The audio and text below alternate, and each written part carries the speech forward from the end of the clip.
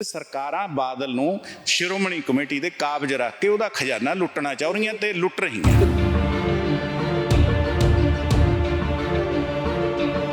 ਦੋਵੇਂ ਸਰਕਾਰਾਂ ਭਾਵੇਂ ਉਹ ਬੀਜੇਪੀ ਦੀ ਭਾਵੇਂ ਪੰਜਾਬ ਦੀਆਂ ਸਰਕਾਰਾਂ ਇਹ ਬਾਦਲਾਂ ਦੀ ਪਿੱਠ ਪੂਰ ਰਹੀਆਂ। ਕਾਂਗਰਸ ਸਰਕਾਰ ਦਾ ਸ਼ਰੇਆਮ ਕੈਪਟਨ ਅਮਰਿੰਦਰ ਸਿੰਘ ਪੂਰ ਦਾ ਹੀ ਰਿਹਾ ਤੇ ਬੀਜੇਪੀ ਦੇ ਵਿੱਚ ਬਾਦਲਾਂ ਦੀ ਸਾਂਝ ਰਹੀ ਹੈ। ਇਹਦੇ ਵਿੱਚ ਕੋਈ ਦੋ ਰਾਮਾ ਨਹੀਂ। ਇਹਨਾਂ ਸਰਕਾਰਾਂ ਨੂੰ ਜਿਹੜੀਆਂ ਦਿੱਲੀ ਦੀਆਂ ਸਰਕਾਰਾਂ ਇਹਨਾਂ ਨੂੰ ਤਾਂ ਬਾਦਲ ਫਿੱਟ ਪੈਂਦਾ ਹੈ ਜੀ। ਇਸ ਕਰਕੇ ਸਰਕਾਰਾਂ ਦੇਰੀ ਕਰ ਰਹੀਆਂ ਜੋ ਕਿ ਅੱਜ ਸਿੱਖਾਂ ਦੇ ਬਸੋਂ ਬਾਹਰ ਹੈ। ਲੋਕ ਤਾਂ ਕਮਰ ਕਸੇ ਕਰੀ ਫਿਰਦੇ ਆ। ਉਹ ਤਾਂ ਇਹ ਕਹਿੰਦੇ ਆ ਕਿ ਜਿਵੇਂ ਪਹਿਲਾਂ ਮਸੰਦਾਂ ਤੋਂ ਗੁਰਦੁਆਰੇ ਛਡਾਏ ਸੀ ਉਵੇਂ ਹੁਣ ਬਾਦਲਾਂ ਤੋਂ ਛਡਾਉਣੇ ਆ। ਜੇ ਭਗਵੰਤ ਮਾਨ ਇਹ ਕਹਿੰਦਾ ਹੈ ਕਿ ਮੇਰਾ ਧਰਮ ਗੁਰਸਿੱਖ ਹੈ, ਮੈਂ ਸਿੱਖ ਹਾਂ, ਸਿੱਖ ਮੇਰਾ ਧਰਮ ਹੈ, ਤਾਂ ਸਭ ਤੋਂ ਪਹਿਲਾਂ ਇਨਸਾਨ ਨੂੰ ਆਪਣਾ ਧਰਮ ਸੋਚਣਾ ਚਾਹੀਦਾ ਹੈ। ਆ ਹੁਣ ਨਵੰਬਰ 'ਚ ਚੋਣ ਹੋਏਗੀ ਤੇ ਪਹਿਲਾਂ ਬਾਦਲ ਦੇ ਘਰੋਂ ਚਿੱਠੀ ਜਾਏਗੀ, ਸੁਖਬੀਰ ਚਿੱਠੀ ਕੱਢੇਗਾ, ਇਹ ਪ੍ਰਧਾਨ ਹੈ। ਸਤਿ ਸ਼੍ਰੀ ਅਕਾਲ, ਤੁਸੀਂ ਦੇਖ ਰਹੇ ਟੀਵੀ ਪੰਜਾਬ। ਮੈਂ ਤੁਹਾਡਾ ਨਾਲ ਜਸਪ੍ਰੀਤ ਸਿੰਘ ਅਸ਼ਕ। ਐਸਜੀਪੀਸੀ ਦੇ ਇਲੈਕਸ਼ਨ ਲੰਬੇ ਸਮੇਂ ਤੋਂ ਨਹੀਂ ਹੋਏ, ਤਕਰੀਬਨ 12 ਸਾਲ ਦਾ ਸਮਾਂ ਹੋ ਚੁੱਕਿਆ। ਲਗਾਤਾਰ ਇੱਕੋ ਪਰਿਵਾਰ ਦਾ ਐਸਜੀਪੀਸੀ ਦੇ ਕਬਜ਼ਾ, ਜਿਸ ਨੂੰ ਲੈ ਕੇ ਬਾਰ-ਬਾਰ ਮੰਗ ਉੱਠ ਰਹੀ ਹੈ ਕਿ ਜਿਹੜੀਆਂ ਚੋਣਾਂ ਹੋਣੀਆਂ ਚਾਹੀਦੀਆਂ ਨੇ, ਪੰਥਕ ਮੁੱਦਿਆਂ ਉੱਤੇ ਚਰਚਾ ਹੋਣੀ ਚਾਹੀਦੀ ਆ ਤੇ ਜਿਸ ਤਰੀਕੇ ਨਾਲ ਧਰਮ ਪਰਿਵਰਤਨ ਹੋ ਰਿਹਾ ਉਸ ਉੱਤੇ ਠੋਸ ਕਾਰਵਾਈ ਜਿਹੜੀ ਉਹ ਹੋਣੀ ਚਾਹੀਦੀ ਹੈ, ਪਰ ਉਹ ਨਹੀਂ ਹੋ ਰਹੀ ਹੈ। ਇਸ ਸਾਰੇ ਮੁੱਦਿਆਂ 'ਤੇ ਚਰਚਾ ਕਰਨ ਲਈ ਮੇਰੇ ਨਾਲ ਮੌਜੂਦ ਨੇ ਜੋਗਾ ਸਿੰਘ ਚੱਪੜ ਜੀ, ਜਿਹੜੇ ਕਿ ਸਪੋਕਸਪਰਸਨ ਨੇ ਪੰਥਕ ਅਕਾਲੀ ਲਹਿਰ ਦੇ। ਉਹਨਾਂ ਨਾਲ ਚਰਚਾ ਕਰ ਲੈਂਦੇ ਆ। ਵਾਹਿਗੁਰੂ ਜੀ ਕਾ ਖਾਲਸਾ, ਫਤਿਹ ਜੀ। ਬਾਬਾ ਜੀ, ਕੀ ਲੱਗਦਾ ਹੈ ਕਿ ਵੱਡਾ ਕਾਰਨ ਕੀ ਆ ਕਿ ਜਿਹੜੀਆਂ ਇਸ ਤਰੀਕੇ ਨਾਲ ਚੋਣਾਂ ਨਹੀਂ ਹੋ ਰਹੀ? ਦੇਖੋ, ਇਹ ਸਾਰਿਆਂ ਤੋਂ ਵੱਡਾ ਕਾਰਨ ਤਾਂ ਕਿ ਦੋਵੇਂ ਸਰਕਾਰਾਂ ਭਾਵੇਂ ਉਹ ਬੀਜੇਪੀ ਦੀ ਭਾਵੇਂ ਪੰਜਾਬ ਦੀਆਂ ਸਰਕਾਰਾਂ ਇਹ ਬਾਦਲਾਂ ਦੀ ਪਿੱਠ ਪੂਰ ਰਹੀਆਂ।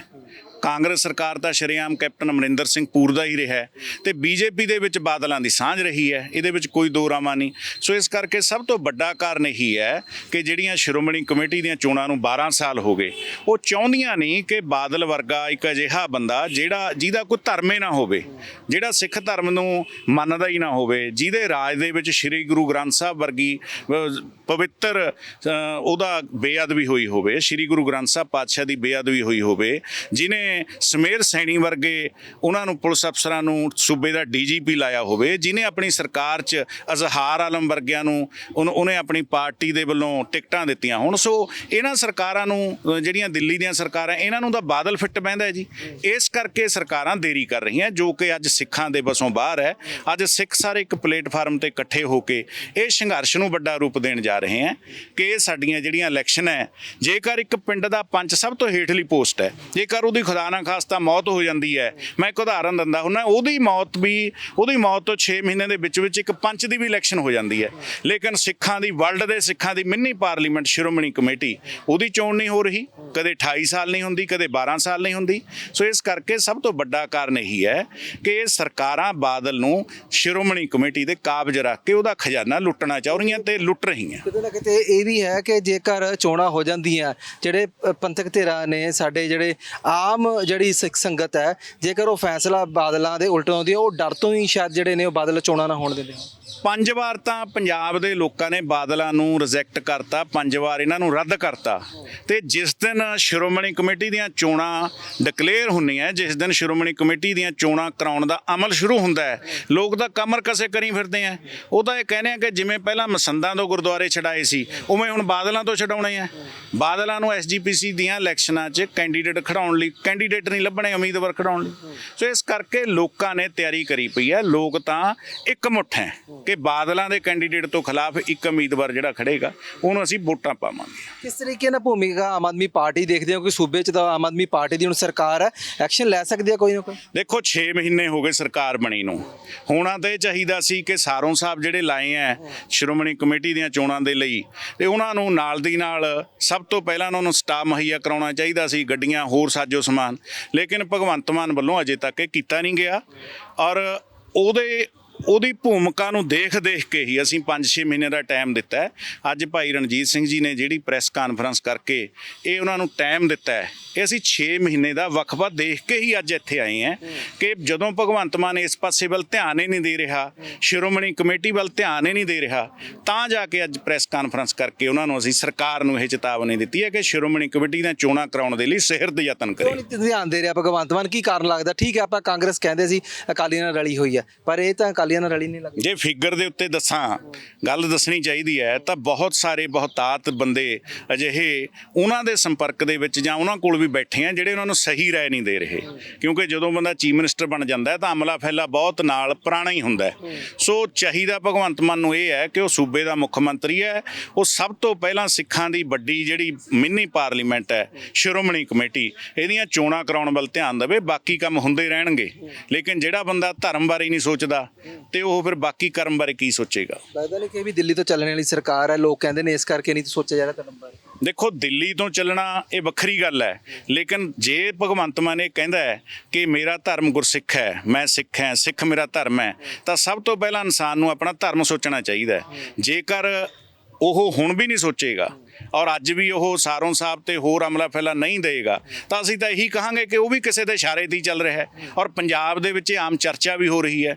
ਸੋ ਭਗਵੰਤ ਮਾਨ ਨੂੰ ਇਹੀ ਬੇਨਤੀ ਹੈ ਕਿ ਹਜੇ ਵੀ ਉਹਦੇ ਕੋਲ ਹਲੇ 6 ਮਹੀਨੇ ਹੋਏ ਹੈ, ਜਿਹੜੇ ਸਾਰੋਂ ਸਾਹਿਬ ਲਾਏ ਹੈ ਉਹਨਾਂ ਨੂੰ ਅਮਲਾ ਫੈਲਾ ਦਿੱਤਾ ਜਾਏ, ਉਹਨਾਂ ਨੂੰ ਪੂਰੀਆਂ ਸਹੂਲਤਾਂ ਦਿੱਤੀਆਂ ਜਾਣ ਤਾਂ ਕਿ ਸ਼੍ਰੋਮਣੀ ਕਮੇਟੀ ਦੀ ਚੋਣਾਂ ਕਰਾਉਣ ਦਾ ਅਮਲ ਜਲਦੀ ਸ਼ੁਰੂ ਹੋਵੇ। ਤੁਸੀਂ ਕਦਮ ਚੱਕ ਰਹੇ ਹੋ, ਗਵਰਨਰ ਸਾਹਿਬ ਨੂੰ ਬਾਰ-ਬਾਰ ਬੇਨਤੀ ਕਰ ਰਹੇ ਹੋ, ਪਰ ਕਈ ਵਾਰ ਇਹ ਇਲਜ਼ਾਮ ਜਾਂ ਸਿੱਖ ਪੰਥਕਾਂ ਵੱਲੋਂ ਜਾਂ ਸ਼ਖਸੀਅਤਾਂ ਵੱਲੋਂ ਆ ਜਾਂਦੇ ਨੇ ਕਿ ਸਰਕਾਰ ਦੀ ਇਨਵੋਲਵਮੈਂਟ ਹੋ ਜੂ ਐਚਜੀਪੀਸੀ 'ਚ, ਗੁਰਦੁਆਰਿਆਂ ਦੇ ਵਿੱਚ ਸਰਕਾਰ ਸਿੱਧੀ ਇਨਵੋਲਵਮੈਂਟ ਤੇ ਆ ਜਾਊਗੀ। ਇਹ ਕੀ ਡਰ? ਮੇਰੀ ਗੱਲ ਸੁਣੋ ਜੀ, ਸਰਕਾਰ ਦੀ ਇਨਵੋਲਵਮੈਂਟ ਤੋਂ ਬਗੈਰ ਇਹ ਚੋਣ ਹੋ ਹੀ ਨਹੀਂ ਸਕਦੀ। ਜਿਹੜਾ ਗ੍ਰਹਿ ਮਹਿਕਮਾ ਹੈ ਕੇਂਦਰ ਦਾ, ਜਦੋਂ ਉਹਨੇ ਕਹਿਣਾ ਹੈ ਉਦੋਂ ਇਹ ਚੋਣ ਹੋਣੀ ਹੈ। ਪਾਰਲੀਮੈਂਟ ਦੇ ਵਿੱਚ ਇਹਦਾ ਉਹ ਬਣਦਾ ਹੈ ਸਾਰਾ ਕੁਝ। ਸਰਕਾਰ ਦੀ ਇਨਵੋਲਵਮੈਂਟ ਤੋਂ ਬਿਨਾਂ ਚੋਣ ਨਹੀਂ ਹੋ ਸਕਦੀ। ਹੁਣ ਜਿਹੜੇ ਸਾਰੋਂ ਸਾਹਿਬ ਇੱਥੇ ਨਿਯੁਕਤ ਕੀਤੇ ਹੈ ਉਹਨਾਂ ਨੂੰ ਅਮਲਾ ਫੈਲਾ ਕਿਹਨੇ ਦੇਣਾ? ਸਰਕਾਰ ਨੇ। ਫਿਰ ਇਨਵੋਲਵਮੈਂਟ ਤਾਂ ਸਰਕਾਰ ਦੀ ਹੋਈ ਨਾ, ਅਸੀਂ ਕਹਾਂਗੇ ਤਾਂ ਸਰਕਾਰ ਨੂੰ ਹੈ, ਲੇਕਿਨ ਜਿਹੜੀ ਚੋਣ ਹੋਣੀ ਹੈ ਉਹ ਸਹਿਧਾਰੀਆਂ ਦੀ ਨਹੀਂ, ਉਹਦੇ ਵਿੱਚ ਸਾਰੇ ਦਾੜੀ ਕੇਸਾਂ ਵਾਲੇ ਗੁਰਸਿੱਖ ਹੋਣਗੇ। ਸੋ ਇਸ ਕਰਕੇ ਸਰਕਾਰ ਦੀ ਇਨਵੋਲਵਮੈਂਟ ਨਹੀਂ, ਸਰਕਾਰ ਨੇ ਤਾਂ ਇਹਨਾਂ ਨੂੰ ਸਾਰਾ ਕੁਝ ਕਰਕੇ ਦੇਣਾ ਹੈ। ਸਰਕਾਰ ਦੀ ਇਨਵੋਲਵਮੈਂਟ ਇੱਕ ਇਸ ਤਰ੍ਹਾਂ ਦੀ ਹੈ ਕਿ ਉਹਨਾਂ ਨੇ ਮਦਦ ਕਰਨੀ ਹੈ ਚੋਣ ਕਰਾਉਣ ਵਿੱਚ। ਠੀਕ ਹੈ, ਤੁਸੀਂ ਕੇਸ ਦਾੜੀ ਵਾਲੇ ਸਿੱਖਾਂ ਦੀ ਗੱਲ ਕੀਤੀ ਹੈ, ਪਰ ਉਹ 'ਚ ਵੀ ਦੋ ਚੀਜ਼ਾਂ ਜਿਹੜੀਆਂ ਫਸੀਆਂ ਹੋਈਆਂ, ਲੰਬਾ ਕੇਸ ਚੱਲਦਾ ਰਿਹਾ। ਇੱਕ ਸਹਿਧਾਰੀ ਸਿੱਖ ਸਾਹਮਣੇ ਆ ਜਾਂਦੇ ਨੇ, ਉਹ ਫਿਰ ਆਪਣੀ ਵੋਟ ਨੂੰ ਲੈ ਕੇ ਅਧਿਕਾਰ ਨੂੰ ਜਿਹੜਾ ਗਾਹ ਪਾ ਲੈਂਦੇ ਆ ਵੀ ਕਿ ਸਾਡੀ ਵੀ ਵੋਟ ਹੋਣੀ ਚਾਹੀਦੀ ਆ। ਤੁਸੀਂ ਕੀ ਮੰਨਦੇ ਹੋ, ਕਿਹਦੀ ਵੋਟ ਹੋਣੀ ਚਾਹੀਦੀ ਹੈ, ਕਿਹਦੀ ਨਹੀਂ ਹੋਣੀ? ਦੇਖੋ, ਮੇਰੀ ਗੱਲ ਸੁਣੋ, ਪਿਛਲੇ ਲੰਬੇ ਸਮੇਂ ਤੋਂ ਇਹੀ ਪ੍ਰੋਬਲਮ ਆ ਰਹੀਆਂ। ਅੱਜ ਜੇਕਰ ਸ਼੍ਰੋਮਣੀ ਗੁਰਦੁਆਰਾ ਪ੍ਰਬੰਧਕ ਕਮੇਟੀ ਦੇ ਚਲਾਏ ਹੋਏ ਜਿਹੜੇ ਸਕੂਲ ਹੈ, ਕਾਲਜ ਹੈ, ਜਾਂ ਸ਼੍ਰੋਮਣੀ ਕਮੇਟੀ ਕੋਲ ਇੰਨਾ ਬਜਟ ਹੋਣ ਦੇ ਬਾਵਜੂਦ ਉਹ ਘਾਟੇ 'ਚ ਹੈ, ਉਹਦਾ ਵੱਡਾ ਕਾਰਨ ਕੀ ਹੈ?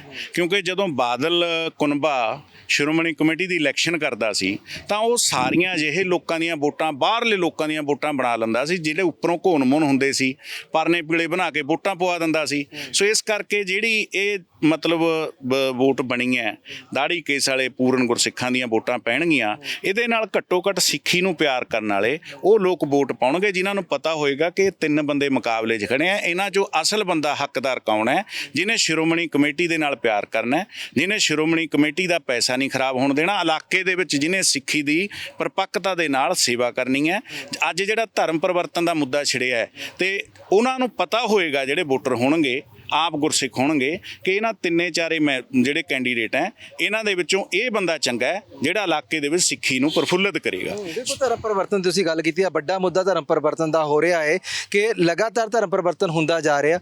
ਕਿੱਥੇ ਕਮੀ ਲੱਗਦੀ ਆ, ਕਿਹਦੀ ਕਮੀ ਲੱਗਦੀ ਆ ਵੱਡੀ, ਕਿ ਅਸੀਂ ਰੋਕ ਨਹੀਂ ਪਾ ਰਹੇ ਆਮ ਲੋਕਾਂ ਨੂੰ? ਦੂਜੀ ਕਮੀ ਇਹੀ ਹੈ ਜੀ, ਹੁਣ ਨਵੰਬਰ 'ਚ ਚੋਣ ਹੋਏਗੀ ਤੇ ਪਹਿਲਾਂ ਬਾਦਲ ਦੇ ਘਰੋਂ ਚਿੱਠੀ ਜਾਏਗੀ, ਸੁਖਵੀਰ ਚਿੱਠੀ ਕੱਢੇਗਾ, ਇਹ ਪ੍ਰਧਾਨ ਹੈ। ਹੁਣ ਆ ਬਲਵੰਤ ਸਿੰਘ ਖੇੜਾ ਜੀ ਨੇ, ਮੈਂ ਇੱਕ ਉਦਾਹਰਨ ਦਿੰਦਾ, ਬਲਵੰਤ ਸਿੰਘ ਖੇੜਾ ਜੀ ਨੇ ਕੇਸ ਪਾਇਆ 2 ਸੰਵਿਧਾਨਾਂ ਦਾ। 3-4 ਦਿਨ ਪਹਿਲਾਂ ਇੱਕ ਪੇਸ਼ੀ ਸੀ, ਉਸ ਪੇਸ਼ੀ ਦੇ ਵਿੱਚ ਵਕੀਲ ਕੌਣ ਪੇਸ਼ ਹੁੰਨੇ ਆ? ਸਰ ਹਰਜਿੰਦਰ ਸਿੰਘ ਧਾਮੀ, ਉਹ ਸੁਖਵੀਰ ਸਿੰਘ ਬਾਦਲ ਦੇ ਵਕੀਲ ਹੈ, ਨਾਲੇ ਉਹ ਸ਼੍ਰੋਮਣੀ ਕਮੇਟੀ ਦੇ ਪ੍ਰਧਾਨ ਹੈ। ਸੋ ਇਹ ਦੱਸੋ, ਜਿਹੜੇ ਸੁਖਵੀਰ ਸਿੰਘ ਬਾਦਲ ਦੇ ਵਕੀਲ ਹੈ ਉਹੀ ਹੈ ਸ਼੍ਰੋਮਣੀ ਕਮੇਟੀ ਦੇ ਪ੍ਰਧਾਨ ਹੈ। ਸੋ ਇਸ ਕਰਕੇ ਕਮੀ ਤਾਂ ਇਹਨਾਂ ਲੋਕਾਂ ਦੀ ਹੋਏ ਨਾ ਜੀ, ਤੇ ਇਹਨਾਂ ਨੇ ਬਾਦਲਾਂ ਨੇ ਵੋਟਾਂ ਸਾਰਿਆਂ ਤੋਂ ਲੈਣੀਆਂ। ਪੰਥਕ ਅਕਾਲੀ ਲਹਿਰ ਨੇ ਬੜਾ ਕਲੀਅਰ ਏਜੰਡਾ ਕਰਤਾ ਕਿ ਜਿਹੜਾ ਬੰਦਾ ਸ਼੍ਰੋਮਣੀ ਕਮੇਟੀ ਦਾ ਮੈਂਬਰ ਹੋਏਗਾ ਉਹਨੇ ਜੇ ਕੱਲ ਨੂੰ ਕੋਈ ਸਿਆਸੀ ਚੋਣ ਲੜਨੀ ਹੈ ਤਾਂ ਪਹਿਲਾਂ ਇੱਧਰ ਅਸਤੀਫਾ ਦੇ ਕੇ ਜਾਏਗਾ। ਲੇਕਿਨ ਬਾਦਲਾਂ ਦਾ ਏਜੰਡਾ ਇਹ ਸੀ ਵੀ ਪਹਿਲਾਂ ਸ਼੍ਰੋਮਣੀ ਕਮੇਟੀ ਲੜ ਲਓ, ਫਿਰ ਆਪਣਾ ਸਿਆਸੀ ਦਾਇਰਾ ਬਣਾ ਲਿਓ, ਫਿਰ ਤੁਸੀਂ ਐਮਐਲਏ ਬਣ ਜਾਓ। ਸੋ ਇਹ ਸਾਰੀਆਂ ਕਮੀਆਂ ਨੂੰ ਦੂਰ ਕਰਨ ਦੇ ਲਈ ਪੰਥਕ ਅਕਾਲੀ ਲਹਿਰ ਦਾ ਬੜਾ ਕਲੀਅਰ ਏਜੰਡਾ ਹੈ। ਤੁਸੀਂ ਕਹਿੰਦੇ ਹੋ ਕਿ ਜਿਹੜਾ ਧਰਮ ਅਲੱਗ ਹੋਣਾ ਚਾਹੀਦਾ, ਰਾਜਨੀਤੀ ਅਲੱਗ ਹੋਣੀ ਚਾਹੀਦੀ ਹੈ, ਇੱਕ ਨਹੀਂ ਹੋਣੀ ਚਾਹੀਦੀ। ਪੋਲੀਟੀਕਲ ਜਿਹੜੀਆਂ ਪਾਰਟੀਆਂ ਨੇ, ਮਜ਼ਬੂਤ ਪਾਰਟੀਆਂ ਨੂੰ ਅਲੱਗ ਹੋਣੇ ਚਾਹੀਦੇ। ਧਰਮ ਤੇ ਰਾਜਨੀਤੀ ਹਮੇਸ਼ਾ ਇਕੱਠੀ ਚੱਲਦੀ ਹੈ।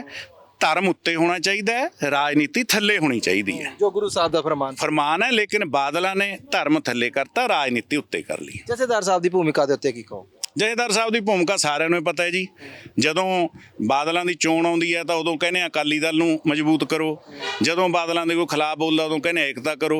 ਸੋ ਇਸ ਕਰਕੇ ਜਥੇਦਾਰ ਸਾਹਿਬ ਦੀ ਭੂਮਿਕਾ ਤਾਂ ਇਹ ਹੈ ਵੀ ਸਾਨੂੰ ਕਈ ਵਾਰੀ ਮਨ ਦੇ ਵਿੱਚ ਬੜਾ ਉਹ ਹੁੰਦਾ ਹੈ ਰੋਸ ਜਿਹਾ ਕਿ ਉਹ ਸ਼੍ਰੀ ਅਕਾਲ ਤਖਤ ਸਾਹਿਬ, ਜਿਹੜਾ ਸ਼੍ਰੀ ਅਕਾਲ ਤਖਤ ਸਾਹਿਬ ਸਿੱਖਾਂ ਦੀ ਸਰਮੌਰ ਆਪਣੀ ਉਹ ਹੈ, ਤੇ ਉਹਦੇ ਉੱਤੇ ਇੱਕ ਅਜਿਹੇ ਜਥੇਦਾਰ ਸਾਹਿਬ ਬੈਠੇ ਹੈ ਜਿਨ੍ਹਾਂ ਨੂੰ ਕੋਈ ਜਥੇਦਾਰ ਮੰਨ ਕੇ ਰਾਜੀ ਨਹੀਂ। ਜਥੇਦਾਰ ਤਾਂ ਇਹ ਸੀਗੇ ਜਿਨ੍ਹਾਂ ਨੇ ਮੌਤ ਦੀ ਨਾ ਪਰਵਾਹ ਕਰਦੇ ਹੋਏ 13 ਸਾਲ ਜੇਲ੍ਹ ਚਲਾਤੇ। ਹੋਰ ਵੀ ਬਹੁਤ ਸਾਰੀਆਂ ਸ਼ਖਸੀਅਤਾਂ ਹੈ ਜਿਨ੍ਹਾਂ ਨੇ ਕੌਮ ਪਿੱਛੇ ਆਪਣਾ ਸਾਰਾ ਕੁਝ ਦਾਅ 'ਤੇ ਲਾਤਾ। ਸੋ ਇਹੋ ਜਿਹੀਆਂ ਸ਼ਖਸੀਅਤਾਂ ਜੇ ਅੱਗੇ ਆਉਣਗੀਆਂ ਤਾਂ ਅੱਜ ਪੰਥ ਵੀ ਬਚੇਗਾ ਤੇ ਕੌਮ ਦਾ ਸਰਮਾਇਆ ਵੀ ਬਚੇਗਾ। ਲੱਗਦਾ ਕਿ ਜਥੇਦਾਰ ਦੀ ਚੋਣ ਦਾ ਵੀ ਪ੍ਰੋਸੈਸ ਕੋਈ ਅਲੱਗ ਹੋਣਾ ਚਾਹੀਦਾ, ਕਿਉਂਕਿ ਜੇਕਰ ਹੁਣ ਦੀ ਜਿਹੜੀ ਚੋਣ ਦਾ ਪ੍ਰੋਸੈਸ ਆ ਉਹ ਜੇਬ ਚੋਂ ਨਿਕਲੇ ਜਥੇਦਾਰ ਤਾਂ ਫਿਰ ਕਮਾਂਡ ਕੀ ਕਰੇ? ਉਹ ਸਿੰਘ ਸਾਹਿਬ ਭਾਈ ਰਣਜੀਤ ਸਿੰਘ ਵਰਗੇ ਜਦੋਂ ਕੌਮੀ ਉਹਦੇ ਅੱਗੇ ਆ ਗਏ ਤਾਂ ਇਹਦੇ ਬਾਰੇ ਵੀ ਇਹ ਵਿਸ਼ੇਸ਼ ਤੌਰ ਤੇ ਉਪਰਾਲਾ ਕਰਨਗੇ ਤੇ ਇਹਨਾਂ ਨੂੰ ਉਹਨਾਂ ਗੱਲਾਂ ਬਾਰੇ ਵੀ ਬਹੁਤਾ ਗਿਆਨ ਹੋਏਗਾ ਤੇ ਉਹ ਵੀ ਤੁਹਾਨੂੰ ਇਹ ਦੱਸਣਗੇ। ਤੇ ਹੁਣ ਮਸਲਾ ਫਿਰ ਇੱਕ ਵਾਰੀ ਮੈਂ ਗੱਲ ਕਰਾਂ ਧਰਮ ਪਰਿਵਰਤਨ ਦਾ, ਕਿਵੇਂ ਬਚਾਇਆ ਜਾਵੇ, ਸਿੱਖਾਂ ਨੂੰ ਕਿਵੇਂ ਰੋਕਿਆ ਜਾਵੇ, ਕੀ ਕਾਰਨ ਹੈ ਜਿਹੜਾ ਇਸ ਉੱਤੇ? ਸ਼੍ਰੋਮਣੀ ਕਮੇਟੀ ਹੋਂਦ ਵਿੱਚ ਇਸੇ ਕਰਕੇ ਆਈ ਸੀ ਕਿ ਇਹਨੇ ਸਿੱਖਾਂ ਦੀਆਂ ਭਾਵਨਾਵਾਂ ਦੀ ਰਾਖੀ ਕਰਨੀ ਹੈ, ਸਿੱਖਾਂ ਦੇ ਹਿੱਤਾਂ ਦੀ ਰਾਖੀ ਕਰਨੀ ਹੈ। ਜਦੋਂ ਸ਼੍ਰੋਮਣੀ ਕਮੇਟੀ ਦੇ ਅਸਲੀ ਹੱਕਦਾਰ ਸ਼੍ਰੋਮਣੀ ਕਮੇਟੀ ਦੇ ਨੁਮਾਇੰਦੇ ਬਣ ਗਏ ਤਾਂ ਜਿੰਨੇ ਵੀ ਸਾਡੇ ਸਕੂਲ ਹੈ, ਕਾਲਜਸ ਹੈ, ਇਹਦੇ ਵਿੱਚ ਗਰੀਬ ਬੱਚਿਆਂ ਨੂੰ ਮੁਫਤ ਐਜੂਕੇਸ਼ਨ ਮਿਲ ਗਈ। ਜਿਵੇਂ CMC ਹਸਪੀਟਲ ਹੈ, ਸ਼੍ਰੋਮਣੀ ਕਮੇਟੀ ਕੋਲ ਹਸਪੀਟਲ ਹੈਗੇ ਹੈ, ਲੇਕਿਨ ਉੱਥੇ ਅਸਲ ਇਲਾਜ ਨਹੀਂ ਮਿਲ ਰਿਹਾ, ਲੋਕਾਂ ਦੇ ਪੈਸਿਆਂ ਦਾ ਦੁਰਉਪਯੋਗ ਹੋ ਰਿਹਾ ਹੈ। ਸੋ ਇਹ ਸਾਰੀਆਂ ਗੱਲਾਂ ਦੇ ਉੱਤੇ ਕੰਟਰੋਲ ਹੋ ਗਿਆ ਤਾਂ ਧਰਮ ਪਰਿਵਰਤਨ ਵਾਲੀ ਕੋਈ ਬਹੁਤੀ ਵੱਡੀ ਗੱਲ ਨਹੀਂ। ਆਰਥਿਕਤਾ ਦੇ ਕਾਰਨ ਲੋਕ ਉੱਧਰ ਜਾ ਰਹੇ ਹਨ। ਠੀਕ ਹੈ, ਧਰਮ ਪਰਿਵਰਤਨ ਦੀ ਗੱਲ ਨਹੀਂ, ਪਰ ਹੁਣ ਕਈ ਨਕਲੀ ਸਿੱਖ ਜਾਂ ਇਹ ਕਹੀਏ ਕਿ ਸਾਜ਼ਿਸ਼ਾਂ ਜਿਹੜੀਆਂ ਚੱਲਦੀਆਂ ਸਿੱਖ ਪੰਥ ਦੇ ਲਈ, ਉਹ ਨਕਲੀ ਬਣ ਕੇ ਜਾਂ ਲੋਕਾਂ ਦੇ ਵਿੱਚ ਜਾ ਕੇ ਮਾੜਾ ਅਸਰ ਪਾਉਂਦੇ, ਉਹਦੇ ਨਾਲ ਸਾਰੀ ਸਿੱਖ ਕੌਮ ਜਿਹੜੀ ਉਹ ਹੋ ਜਾਂਦੀ ਹੈ, ਕੁਐਸਚਨ ਮਾਰਕ ਤੇ ਆ ਜਾਂਦੀ ਹੈ। ਹੁਣ ਪਿੱਛੇ ਜੇ ਇੱਕ ਹੋਰ ਇਹ ਜਿਹੀ ਘਟਨਾ ਵਾਪਰੀ ਹੈ ਕਿ ਚੋਲਿਆਂ ਦੇ ਵਿੱਚ ਨਿਹੰਗ ਜਿਹੜੇ ਕਿਸੇ ਬੰਦੇ ਨੂੰ ਮਾਰ ਦਿੰਦੇ ਨੇ, ਉਸ ਤੇ ਕਿਸ ਤਰ੍ਹਾਂ ਦੇ? ਦੇਖੋ, ਕਿਸੇ ਨਿਹੱਥੇ ਦੇ ਉੱਤੇ ਵਾਰ ਕਰਨਾ ਇਹ ਮੈਂ ਵੀ ਠੀਕ ਨਹੀਂ ਸਮਝਦਾ। ਜੇਕਰ ਕੋਈ ਗੱਲ ਅਜਿਹੀ ਹੁੰਦੀ ਹੈ ਤਾਂ ਉਹਨੂੰ ਬੈਠ ਕੇ ਨਜਿੱਠ ਲੈਣਾ ਚਾਹੀਦਾ। ਹਮੇਸ਼ਾ ਗੁਰੂ ਸਾਹਿਬ ਨੇ ਕਿਹਾ ਕਿ ਵਾਰ ਤੁਸੀਂ ਉੱਥੇ ਕਰੋ ਜਦੋਂ ਤੁਹਾਨੂੰ ਇਹ ਹੋਵੇ ਕਿ ਇਸ ਬੰਦੇ ਨੇ ਤੁਹਾਨੂੰ ਉਹ ਕਰਨਾ। ਸੋ ਕਿਸੇ ਨਿਹੱਥੇ ਦੇ ਉੱਤੇ ਵਾਰ ਕਰਨਾ ਠੀਕ ਨਹੀਂ, ਲੇਕਿਨ ਫਿਰ ਵੀ ਕੋਈ ਘਟਨਾ ਜਦੋਂ ਹੁੰਦੀ ਹੈ ਤਾਂ ਉਹਦੇ ਪਿੱਛੇ ਕੀ ਕਾਰਨ ਹੈ ਇਹ ਆਉਣ ਵਾਲਾ ਸਮਾਂ ਦੱਸ ਸਕੇਗਾ। ਜਾਂਦੇ ਜਾਂਦੇ ਕੀ ਕਹੋਗੇ ਸਾਡੀ ਆਡੀਅנס ਨੂੰ ਇਹਨਾਂ SGPC ਨੂੰ ਲੈ ਕੇ, ਚੋਣਾਂ ਨੂੰ ਲੈ ਕੇ ਤੇ ਸਮੂਹ ਸਿੱਖ ਪੰਥ? ਮੈਂ ਇਹੀ ਕਹਾਂਗਾ ਕਿ ਸਿੰਘ ਸਾਹਿਬ ਭਾਈ ਰਣਜੀਤ ਸਿੰਘ ਜੀ ਜਦੋਂ ਵੀ ਕੌਮ ਨੂੰ ਆਵਾਜ਼ ਮਾਰਨ ਸ਼੍ਰੋਮਣੀ ਕਮੇਟੀ ਦੀਆਂ ਚੋਣਾਂ ਦੇ ਲਈ ਤਾਂ ਉਹ ਇਕੱਠੇ ਹੋ ਕੇ ਇਹਨਾਂ ਦੇ ਨਾਲ ਖੜਨ। ਔਰ ਸਾਰਾ ਸੰਤ ਸਮਾਜ ਸਿੰਘ ਸਾਹਿਬ ਦੇ ਨਾਲ ਹੈ। ਬਾਬਾ ਗੁਰਪ੍ਰੀਤ ਸਿੰਘ ਜੀ ਰੰਧਾਵਾ ਮੈਂਬਰ ਸ਼੍ਰੋਮਣੀ ਕਮੇਟੀ, ਰਤਵਾੜਾ ਸਾਹਿਬ ਤੋਂ ਮਹਾਂਪੁਰਖ ਆਪਣਾ ਸੰਤ ਬਾਬਾ ਸੁਖਵਿੰਦਰ ਸਿੰਘ ਜੀ ਰਤਵਾੜਾ ਸਾਹਿਬ ਵਾਲੇ ਆਏ ਹੈ, ਜਰਗ ਸਾਹਿਬ ਤੋਂ ਮਹਾਂਪੁਰਖ ਲਾਹੌਰਾਂ ਵਾਲੇ। ਮੇਰਾ ਕਹਿਣ ਤੋਂ ਭਾਵ ਹੈ ਕਿ ਪੂਰਾ ਸੰਤ ਸਮਾਜ ਅੱਜ ਸਿੰਘ ਸਾਹਿਬ ਦੇ ਨਾਲ ਹੈ, ਹੋਰ ਸੰਪਰਦਾਵਾਂ ਬਹੁਤ ਨਾਲ ਹੈ, ਧਾਰਮਿਕ ਸ਼ਖਸੀਅਤਾਂ ਨਾਲ ਹੈ। ਸਿੰਘ ਸਾਹਿਬ ਇਕੱਲੇ ਨਹੀਂ, ਇਹਨਾਂ ਦੇ ਨਾਲ ਬਹੁਤ ਸਾਰੀਆਂ ਧਾਰਮਿਕ ਸ਼ਖਸੀਅਤਾਂ ਨਾਲ ਹੈ। ਸੋ ਜਿੱਥੇ ਵੀ ਕਿਤੇ ਕੌਮੀ ਪਰਵਾਨੇ ਵੱਸਦੇ ਆ, ਜਦੋਂ ਸਿੰਘ ਸਾਹਿਬ ਉਹਨਾਂ ਨੂੰ ਆਵਾਜ਼ ਮਾਰਨ ਤਾਂ ਸਾਰੇ ਸਿੰਘ ਸਾਹਿਬ ਦੇ ਨਾਲ ਤੁਰਨ। ਵਾਹਿਗੁਰੂ ਜੀ ਕਾ ਖਾਲਸਾ, ਵਾਹਿਗੁਰੂ ਜੀ ਕੀ ਫਤਿਹ। ਸੋ ਇਹ ਸਨ ਸਾਡੇ ਨਾਲ ਜੋਗਾ ਸਿੰਘ ਜੀ, ਜਿਹੜੇ ਕਿ ਸਪੋਕਸਪਰਸਨ ਨੇ ਪੰਥਕ ਅਕਾਲੀ ਲਹਿਰ ਦੇ, ਜਿਨ੍ਹਾਂ ਨੇ ਅੱਜ ਤਮਾਮ ਮੁੱਦਿਆਂ ਉੱਤੇ ਚਰਚਾ ਕੀਤੀ ਹੈ। ਸੋ ਦੇਖਦੇ ਰਹੋ TV ਪੰਜਾਬ। ਮੈਂ ਤੁਹਾਡਾ ਜਸਪ੍ਰੀਤ ਸਿੰਘ ਆਸ਼ਕ।